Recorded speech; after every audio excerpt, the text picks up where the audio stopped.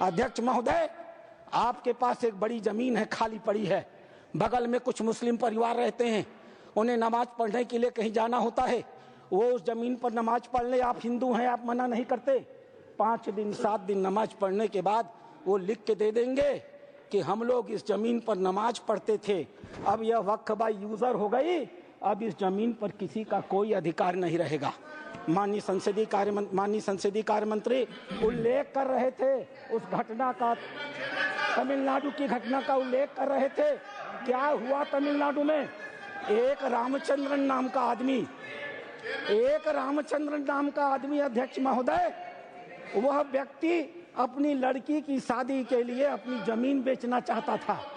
वो जमीन बेचने के लिए जब रजिस्ट्रार के घर गया, ऑफिस में गया, तो पता चला कि वो जमीन उसके नाम पर ही नहीं है, वो जमीन वक्फ को दे दी गई।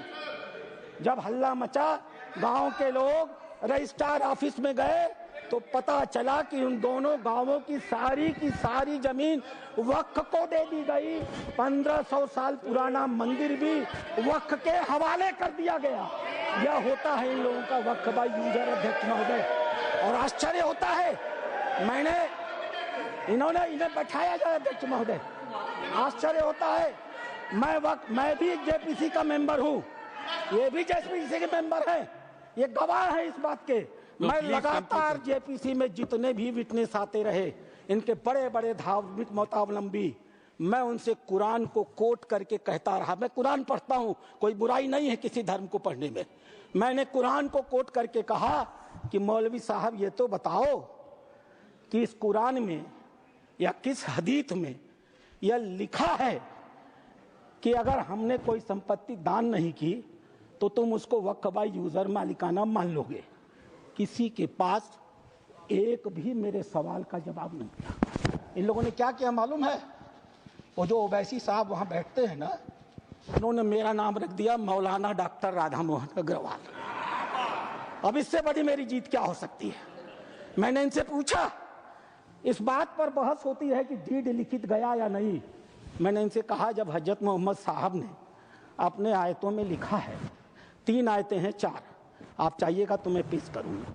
4 आयतें हैं जहां हजरत मोहम्मद साहब कहते हैं, एक भी पैसा अगर किसी को दो तो उसको लिखो, उसका उदाहरण दो, उसका विटनेस बनाओ, ताकि ताकीद रहे कि कल तुम्हारे देने को कोई चुनौती न दे पाए। एक भी पैसा दो तो लिखित दो। और तुम कहते हो कि तुम्हारे पास ये सारी संपत्तियां हैं जिसका कोई लिखित रिकॉर्ड नहीं है, फिर भी वक्फ है। मेरे एक भी सवाल का जवाब, मैं उस कमेटी की बातों को बोलता नहीं, लेकिन चूंकि इन्होंने कमेटी का उल्लेख कर दिया इसलिए मैं इन्हें एक्सपोज कर रहा हूं। मेरे एक भी प्रश्न का जवाब ये लोग नहीं दे पाए, खाली मुझे कहते थे कुरान पढ़ते हैं मौलाना है, कुरान पढ़ते हैं मौलाना है। अरे कुरान मैं पढ़ता हूं, तुम तो मुसलमान हो, बचपन से पढ़ते हो ना। मैं पढ़ूं और बताऊं कुरान में क्या लिखा है? मार हो जाएगी, मार। ये हिंदू की भलमन साहत है जो कुरान पढ़ के तुम्हें बताता नहीं है। अध्यक्ष महोदय दूसरी चीज, सरकार इनकी थी, इन्होंने वक्फ को अभय दान दे दिया। और क्या नारा दिया? जो जमीन सरकारी है वो जमीन हमारी है। सरकारी संपत्तियों पर कब्जा करने का ऐतिहासिक इन्होंने कर्म काहे किया है। उत्तर प्रदेश की 74% वक्फ की संपत्तियां सरकारी जमीन पर कब्जा करके बनी है। तेलंगाना में 50% की संपत्तियां सरकारी जमीन पर कब्जा करके बनी है। पूरा अभयदान इनको मिला था अध्यक्ष महोदय, और उसका फल क्या हुआ? 2006 में सच्चर कमेटी की रिपोर्ट आई। सच्चर कमेटी ने कहा 4,50,000 संपत्ति है और 6 लाख एकड़ जमीन है। आज 2024 में 8,72,000 संपत्ति है और 37,94,000 एकड़ जमीन है। 2006 से 2023 6 लाख एकड़ से बढ़ करके 37,94,000 एकड़ जमीन इनकी हो गई। इन्हें बताना तो पड़ेगा सभापति महोदय कि आखिर 31 लाख अतिरिक्त जमीन इन्होंने पाई से कहां से है। इन्हें उसका उदाहरण देना पड़ेगा। अध्यक्ष महोदय, जितना ये कांग्रेस के पहले वक्ता रहे हैं, जितना समय ये बोले हैं मैं भी उतना ही समय बोलने वाला हूं। यह मेरा अधिकार है सभापति महोदय। मैं एक बात कहना चाहूंगा अध्यक्ष महोदय, इन्होंने चर्चा किया कर्नाटक के हैं, ये मेरे पास कहाँ गई? Please conclude sir. अध्यक्ष महोदय, मेरे पास ये रिपोर्ट है। यहाँ बोलने के पहले मैंने इस रिपोर्ट को ऑथेंटिकेट किया है, माननीय उपराष्ट्रपति महोदय के पास इसको लिख करके भेजा है। ये सांसद महोदय कर्नाटक के हैं, पाकिस्तान जिंदा वाले। एक शब्द भी इन्होंने इस रिपोर्ट के बारे में नहीं बोला। यह रिपोर्ट जेपीसी में प्रस्तुत हुई है, और जेपीसी में प्रस्तुत हुई है तो यह ऑफिशियल डॉक्यूमेंट है। यह रिपोर्ट मैं पढ़ूंगा अध्यक्ष महोदय, यह मेरा अधिकार है। मैं आपको बताऊंगा कि कर्नाटक के अंदर किन किन नेताओं ने वक्फ की कितनी कितनी संपत्तियों पर कब्जा कर डाला है। नाम पढ़ता हूं मैं। Qamrul Islam foreign minister, Suryavanshi ex MP,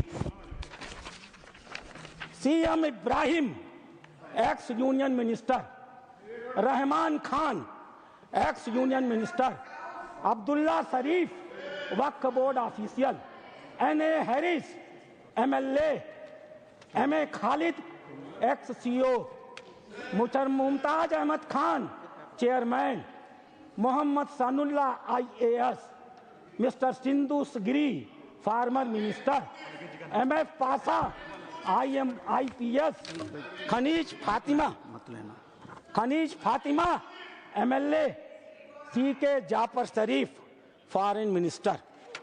और एक नाम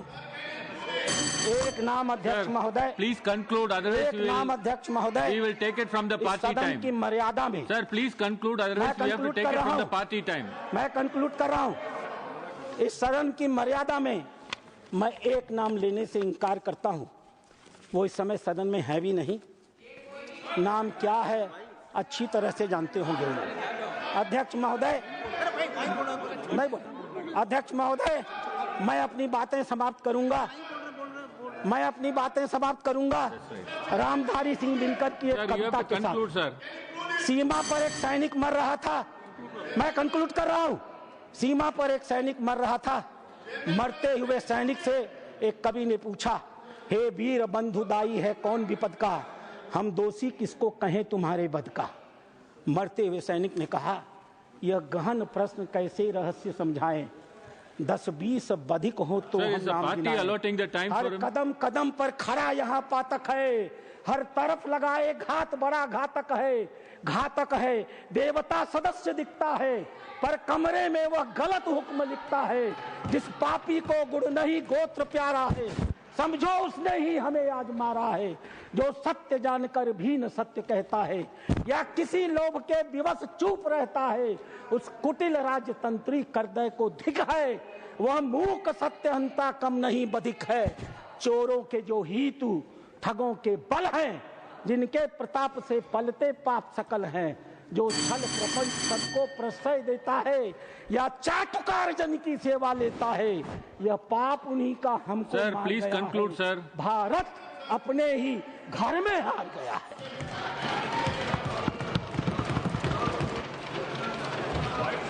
I call upon the next speaker, Mohammad Nadimul Haque.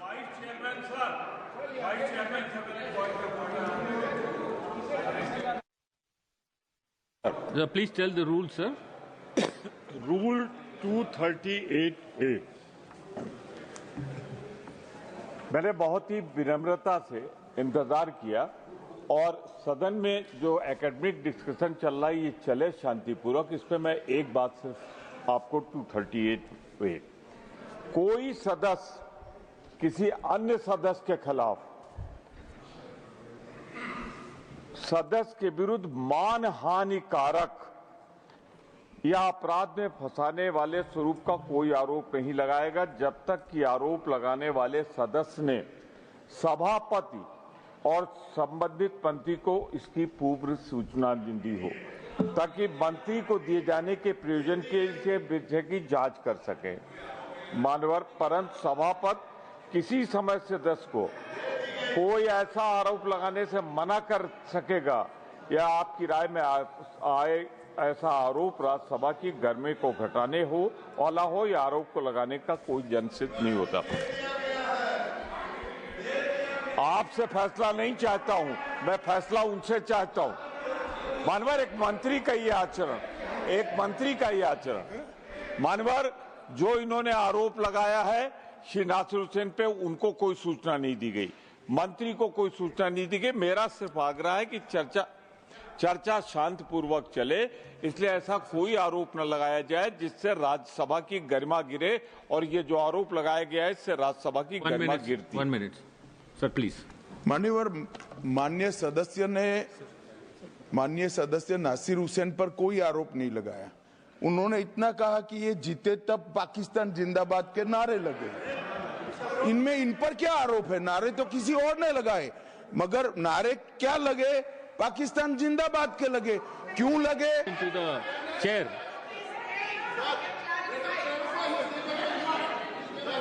My name is called. My name is taken, sir. Sir, My name is taken. Sir, I just given. Sir, that is what. Sir, Sir, when this incident happened. Sir, that is what. Sir, when this incident happened, none of the people, those who are present, except one journalist, I don't know from where he came, only he heard this. After that, nobody Sir. else heard this. Then even then, on air, I told my government. I requested my government that if somebody has done that, he has to be arrested and tried according to the law of the land. Sir, nothing will go on record. I'll call upon the next speaker, Mohammad Nadimul Haq, to speak in Urdu. Sir, you have 25 minutes.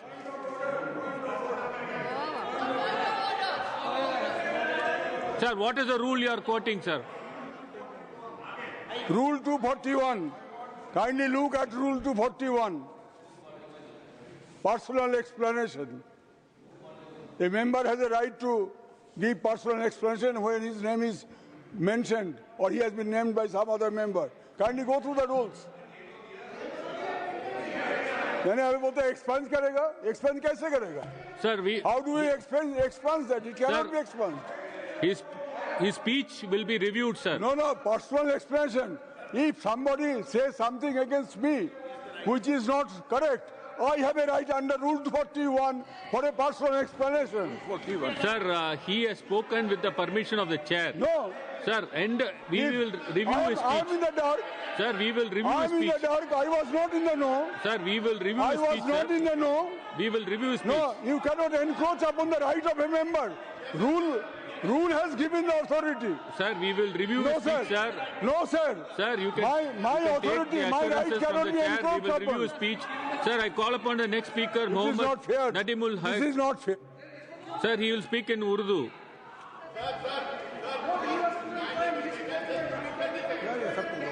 Sir, we will review his speech, sir. I've already said. Sir, next speaker, Mr. Mohammad Nadimul Haq.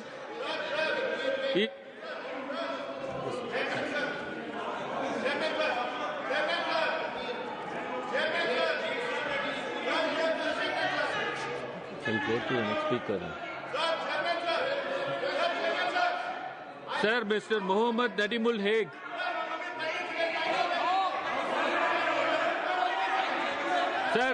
Sir, I've already answered, sir. Sir, I've already answered. Sir, we will review his speech, sir. Sir.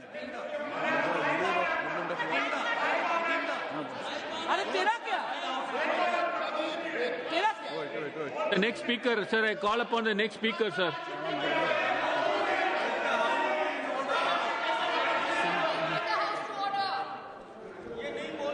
To the next speaker, Mr. Mohammad Nadimul Haq.